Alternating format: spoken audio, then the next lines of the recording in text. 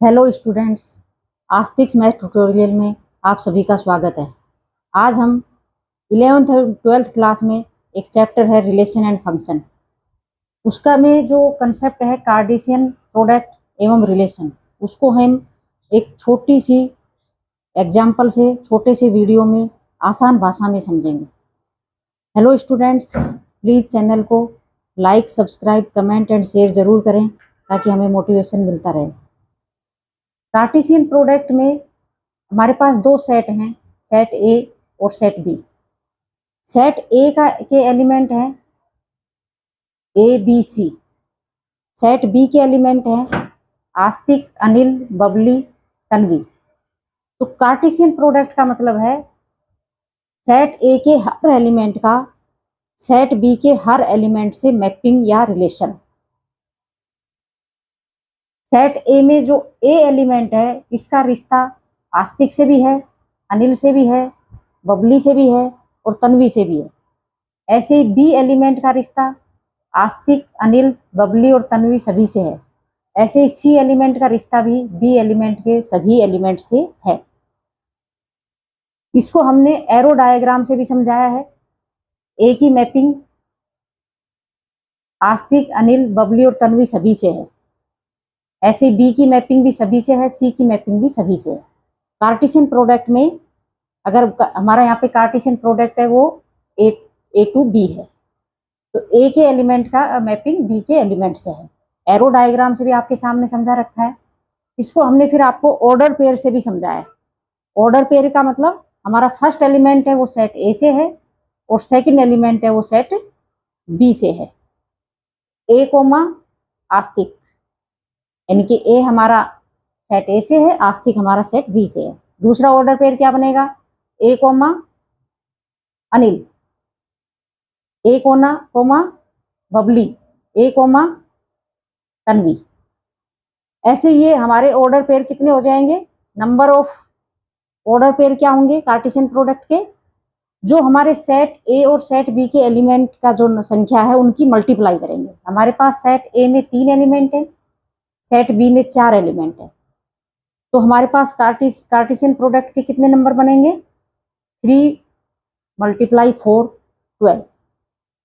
यहाँ पे हमारे 12 ऑर्डर पेयर बनेंगे कार्टेशियन प्रोडक्ट के, क्योंकि सेट ए के हर एलिमेंट का सेट बी के हर एलिमेंट से मैपिंग है।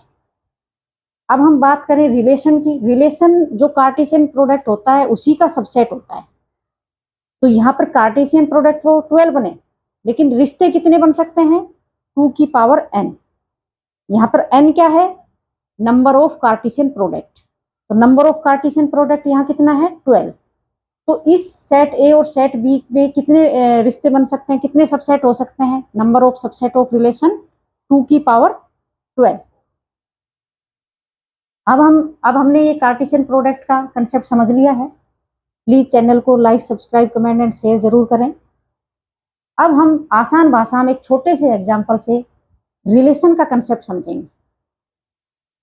रिलेशन के लिए कोई कंडीशन दी होती है, उसी के अंदर वो रिलेशन, जैसे अब यहाँ पे हमारा रिलेशन है ए टू बी, यानी कि सेट ए और सेट बी के बीच में रिलेशन है। सेट ए और सेट बी के बीच में रिलेशन है तो कार्टेशियन प्रोडक्ट की तरह हमारे यहाँ पे ऑर्डर पेयर बनेंगे x, y, यानी कि जो हमारा x एलिमेंट है वो सेट ए से आएगा, y को एलिमेंट है वो सेट बी से आएगा। लेकिन सभी एलिमेंट यहाँ पे x, y की श्रेणी में नहीं आएंगे, क्योंकि यहाँ पर एक लिमिट तय कर दी, एक रिश्ता तय कर दिया कि जो x होगा वो y के फर्स्ट लेटर होगा। तो हमारे पास जो सेट ए में है पहला एलिमेंट a, इसका रिश्ता किस किस से बनेगा? इसके लिए y में केवल वो इमेज आएंगी जिनके नाम में पहला लेटर a है, यानी कि I का रिश्ता यहाँ आस्तिक और अनिल दो से ही बनेगा। कार्टेशियन प्रोडक्ट में तो A का रिश्ता आस्तिक, अनिल, बबली और तन्वी चारों से था, लेकिन यहाँ पर रिश्ता डिफाइंड हो गया कि जो X है, जो फर्स्ट लेटर है, वो B सेट के जो नाम है उसका फर्स्ट लेटर है। तो A का रिश्ता यहाँ पर आस्तिक और तन्वी से। B की मैपिंग यहाँ किससे होगी?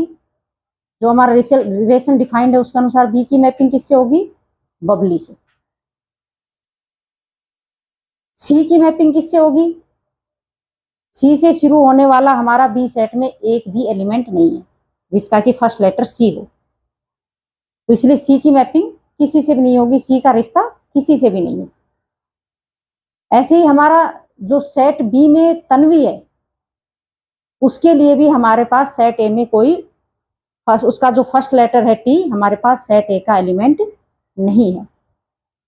अब रिलेशन में तीन चीजें मेन होती हैं, डोमेन, कोडोमेन और रेंज। इसको भी हम थोड़ा सा आसान भाषा में समझ लेते हैं। डोमेन का मतलब, अगर हमारा सेट है वो ए टू बी डिफाइंड है, तो डोमेन का मतलब डोमेन सेट ए के एलिमेंट है। कोडोमेन का मतलब क्या है, ये हमारे सेट बी के एलिमेंट है। रेंज का मतलब क्या है, रेंज में डोमेन और कोडोमेन के बीच में एक रिलेशन है, सेट ए और सेट बी के एलिमेंट के बीच में एक रिलेशन है। सेट ए के एलिमेंट का रिलेशन सेट बी के जिस जिस एलिमेंट से है केवल वही रेंज में आएगा। कोडोमेन में तो सेट बी के सभी एलिमेंट आएंगे, लेकिन रेंज में केवल वही एलिमेंट आएंगे जिनका रिश्ता सेट ए के एलिमेंट से है। जैसे अब हम इस एग्जांपल से ही देख लेते हैं, जो हमारा सेट ए और सेट बी है। सेट ए के एलिमेंट है A B C, set B के एलिमेंट है आस्तिक, अनिल, बबली और तन्वी। अब यहाँ पर हम देख लेते हैं कि डोमेन यानी कि जिसका रिश्ता सेट बी से है, ए और बी,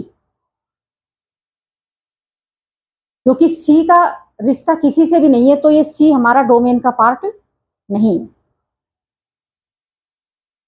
अब कोडोमेन में सेट बी के सभी एलिमेंट आएंगे, तो कोडोमेन का जो सेट होगा उसके एलिमेंट क्या क्या होंगे, आस्तिक, अनिल, बबली और तन्वी। रेंज में सेट बी के सभी एलिमेंट नहीं आएंगे, यानी कि सेट बी के कौन से एलिमेंट आएंगे, जिनका रिश्ता सेट ए के किसी एलिमेंट से है।